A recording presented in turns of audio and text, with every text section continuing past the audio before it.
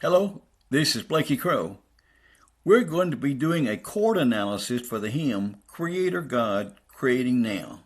In other words, we're going to be charting the chords for this song. The song is in the key of C. There are no sharps or no flats. Since there are no sharps or no flats in the key of C, the three primary chords for the song are based on the first, fourth, and fifth notes of the scale. So the one chord is the C chord, C, E, and G. The 4 chord is F, F, A, and C. The 5 chord is G, G, B, and D. If you make that 5 a 5, 7, it would be a G, B, D, F. The relative minor, the 6th chord, is the A minor, which is A, C, and E. So here are your three primary chords and the relative minor. There are thousands of songs you can play if you can play the 1, 4, 5, and 6 minor chords. Most songs have just these chords in them. A lot of them just don't have the minor, just have the 1, 4, and 5, 7. So we're going to be doing a chord analysis. So let's look at the chords. Beginning with the first chord, in the bass there's a C and an E, and there's a C and a G. C, E, and G. C, E, and G is a C chord. For the next chord, there's a C, G, and a C and E. Still, C, E, and G, that's your C chord.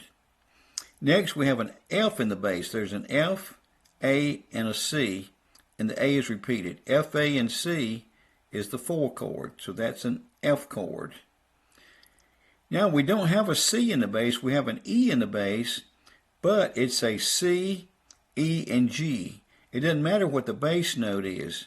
It's still a C, E, and G, so it's still a 1 chord. It just doesn't have the C in the bass. It has an E in the bass. The next chord has an A in the bass.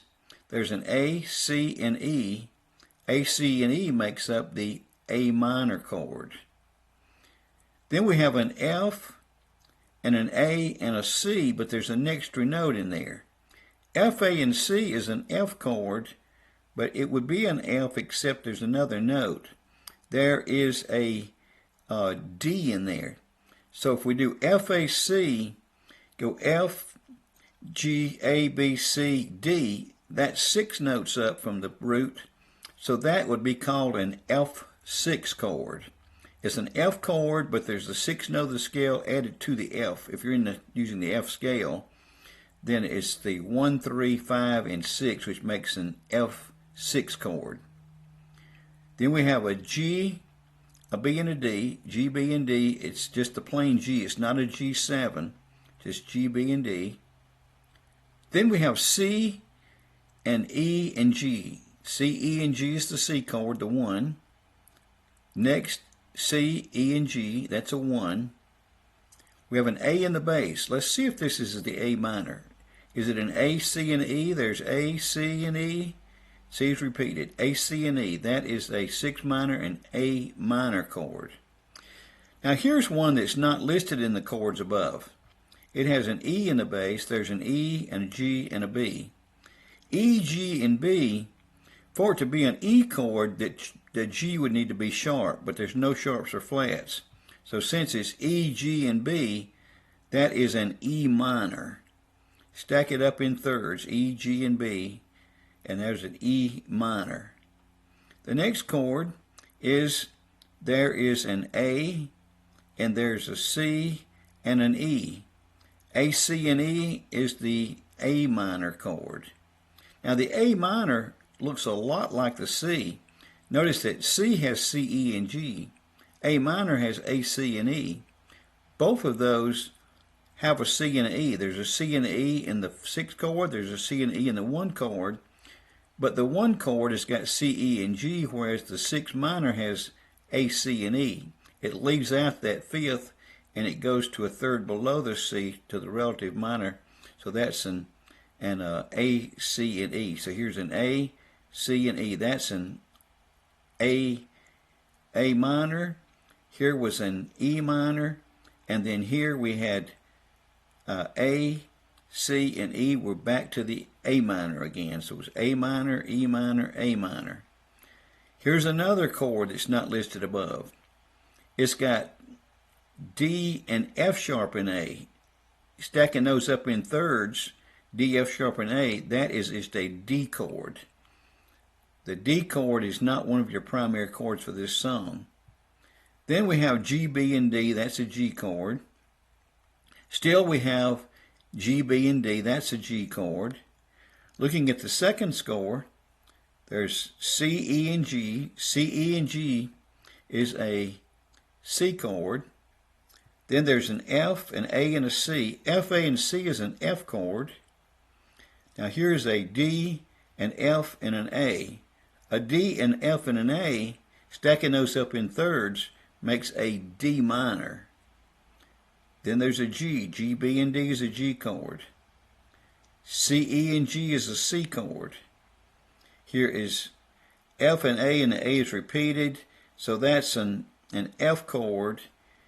The alto note holds over a little and comes a bit later, and then you got that would actually change to an F6 when you add that next note there for the next part. So that's an F.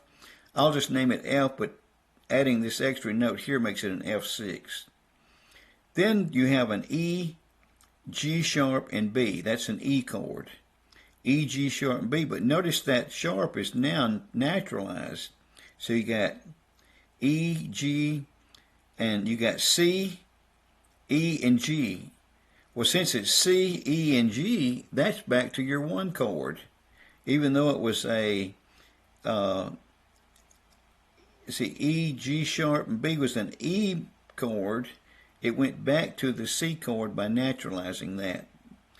Then we have a D and an F and an A. The F is not sharp, so that's a D minor. Then we have C, E, and G. C, E, and G is a C chord. We have F and A, and then we got a D here. If it was F, A, C, it'd be a 4 chord, but there's not a C. The fifth is not there. It's an F, A, but then there's a D, so D, F, A would make it a D minor. There's a D minor. G, B, and D is a G chord. C, E, and G is back to a C chord. So for the chord analysis for this song, we learn the chords so that we can later get where we can improvise. Learning to recognize the chords, charting chords in a song is a step towards getting you where you can improvise. Well, what is improvise? Improvise means that you play other than what's written. You're playing more notes than what's written. The music in a hymn book is written for singing. There are 4 parts: a soprano, alto, tenor, and bass. They wrote this so that the singers would know what notes to sing. This is not written for the piano. This is written for the singers. So it sounds better if the pianist can add some more extra notes and change this and make it into a nice accompaniment that would fit with the singing better rather than just playing the individual notes. Let me know your comments on this about forming these chords. I'd appreciate that. Any comments you have, I'll respond back to them. So thanks for watching the video.